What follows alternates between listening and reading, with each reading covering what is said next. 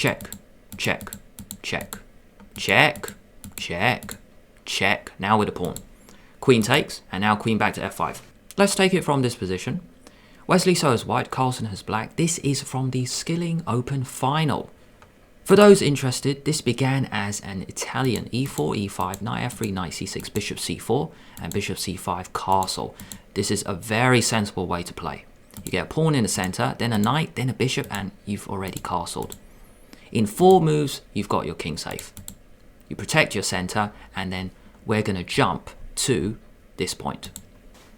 Before we look at this position, let's assess each piece. Well, I think the first thing to talk about is the symmetry of the knights on the right.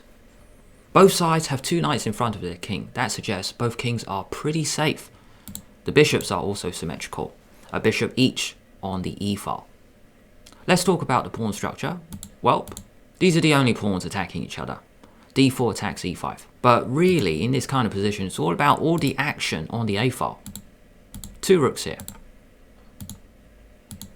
Now after rook a1, Carlsen now played bishop b6 because he wants to trade off the rooks. Take, take, take, take, and here d takes e5. Maybe Carlsen missed this move because after queen a1 check, bishop can just drop back. Bishop takes e3, and here white doesn't recapture the bishop because there's still a pawn on e5, so he takes the knight instead. This bishop is under attack, so move it. Bishop back and take. What a journey by this pawn from d4 all the way to g7. It took a pawn, it took a knight, and then it took the pawn here. And it would be great if white could keep this pawn alive. Knight into the center and queen d2. Cool move because it attacks d6 and h6. But I want to show you an amazing move here, which is knight d4. Blocking this bishop. But black actually has 2 attacking this knight. Perhaps Wesley didn't play this because he knew he's going to drop this. Take, take, take. But if you can keep your pawn on g7 alive, then maybe it's worth it. Knight h5 is a really cool move. If you can find another way to get another piece into the action, then you are completely winning. Knight f3 check was the top option by the engine, which is why I was fascinated to see why on earth this is just losing for black. It's because, let's say you played another move like queen c5. Well, white doesn't want to trade, so let's go queen d1. You protect the knight first, which protects the pawn, and then you find a way to come in. Knight d7, and now, really cool move, g4. You use the pawn to protect the knight, then you get the queen in to give checkmate. Queen b4. Queen and bishop attack this pawn. When I considered this, I didn't see how white would continue, but it's still about finding a way to get the queen in. So you go queen c1 instead. You just shuffle over. And you're going to attack h6. Queen d4. Putting the queen in center, let's take, and then knight g6. This knight actually guards this square. So there's no checkmate at the moment, and now we get another pawn into the action. g4, you may be asking, what on earth does that do? You just chuck a pawn, but now g5, and that's the point. Knight f6 check is going to be mate. Bishop e8. Knight f6 check, and now you have to give up your queen. Take, take, and here white is completely winning. It's very unusual to see the king boxed in such way. h4, h5, this knight is going to have to move, and then you're going to put the queen in the corner and it'll be checkmate.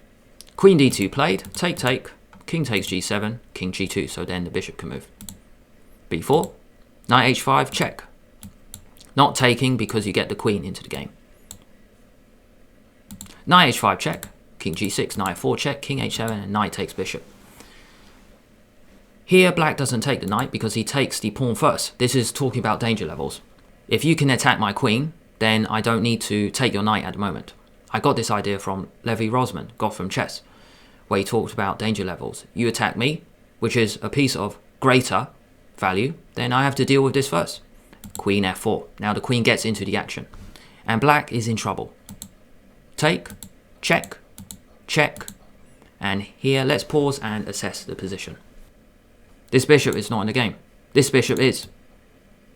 It looks like white only has a queen against the king, so it might be a draw if white just keeps checking. Pawns. Well, it's all about trying to get these moving, but at the moment you just can't. Or can you? In the game e5 was played, which has the idea of bishop d3 check, facing the king. But after e5, that's the problem. When I saw this move, I thought, oh, why he's just completely winning? But he just goes Queen D1, stopping this bishop coming to D3. So this was played in the game, Queen F7 check. But there is a brilliant move, and it's about switching the order of the moves. You play bishop D3 first. Very unexpected because E5, you block it. But this is the problem. You open up another diagonal. Bishop and queen now threaten Queen G8 checkmate. And you can't stop it. If you go D5, you take, and that's the thing. The pawn structure is now changed, but you bring the bishop back, and then you open up this diagonal. Amazing. Just amazing.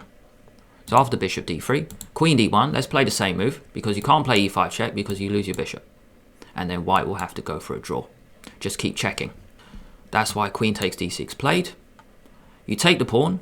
At the same time, you defend your bishop. But black plays C2. I think we can all forgive Wesley for not going for this variation. It just looks so dangerous. But why do you take this pawn? Because you defend a bishop and now you play E5 check. King G7, check. King H8. If you go in the corner, Queen F8 is checkmate. So you have to play King G6, check. King F8, check. Check. Check. And here, this is beautiful. Because wherever the king goes, it's going to be checkmate with the bishop. King C8. When this move is played, it just looks like the king is going to run away. But that is not true. It's going to run away into checkmate. Bishop A6 actually covers all the squares. Amazing move. Amazing geometry here. Queen cuts all these squares. The bishop cuts the rest. Now if the king goes the other way, it's the same problem. Geometry again. Bishop G6 check. Covering all this and this. Absolutely gorgeous. In the game, Wesley decided to play E5 first. You can't blame him. Queen D1 stops it. Only move. Queen F7 check. Now we get a very long series of checks. Now all these checks are not a waste of time because after each move you get 10 seconds per move. The time control for this game is 15 minutes plus 10 seconds. Check, check, check, check, check, check, check. So I think he's played about 6 checks, so he's gained a minute. Now he takes Queen D4. Now it's time for Magnus to set up something. Queen and bishop both face that pawn. Check, check, check, check. And here, if only white can get the bishop in, then it'll be checkmate very soon. But you can't go to this square because you lose it. Check, check, check, check, check, check. Now with the pawn. Queen takes, and now queen back to F5. Wesley has admitted, well, maybe there are no more good checks, so it's time to just bring the queen back and keep playing. This move is good because it stops this pawn going further, and the bishop can come to D3. Queen E4. Magnus sets up a battery once again. Queen and bishop both face this pawn. Queen back to C2. Defending. Queen check. King there. Queen E5. Bishop D3. Finally, this bishop comes in the game, and now bishop C7.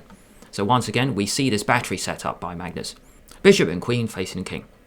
Now, it will be checkmate in one move, so Wesley has to get his king into the center. King G2, check. Take the pawn. Check. Bishop blocks. And bishop E5.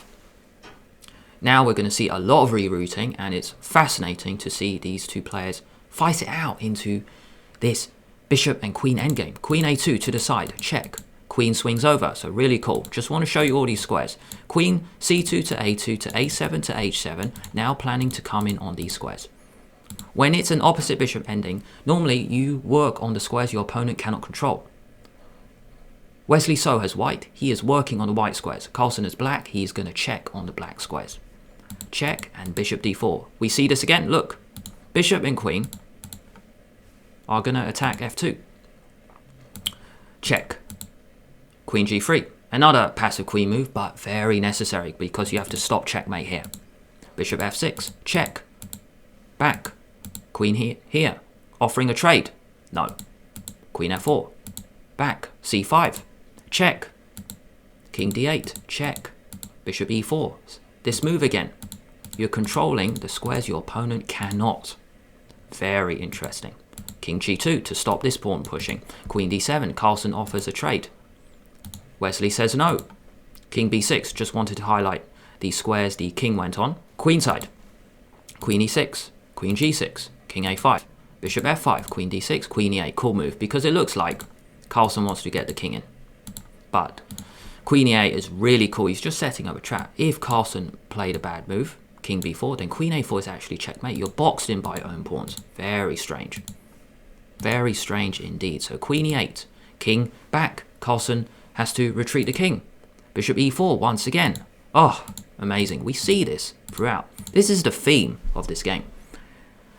The attacking theme. You control the squares your opponent cannot. We see this from both sides. King c7, queen a8, another white square move. Check, check, check. King e7. Got to be careful. You don't want to go there because that will be checkmate. So Carlsen has to bring the king forward.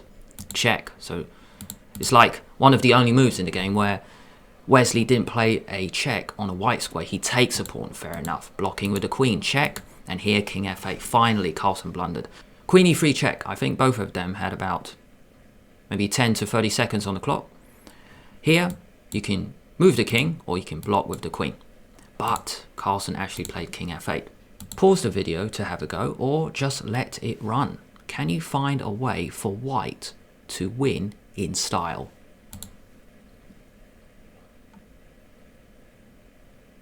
There are two queen moves. Queen here or queen here. Now, which queen move is better? Well, the theme of this game is to keep checking on a white square. There's no point playing this check because bishop g7. Black is the one controlling all these dark squares.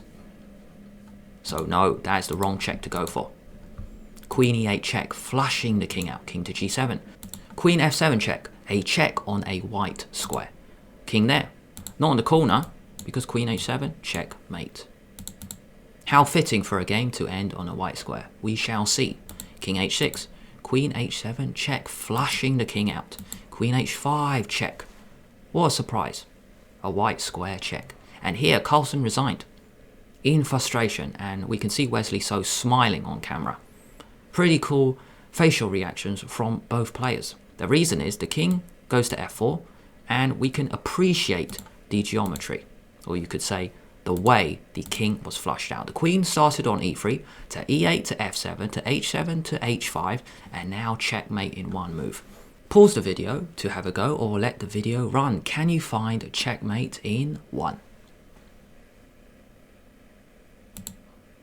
The move is queen f5. Wow.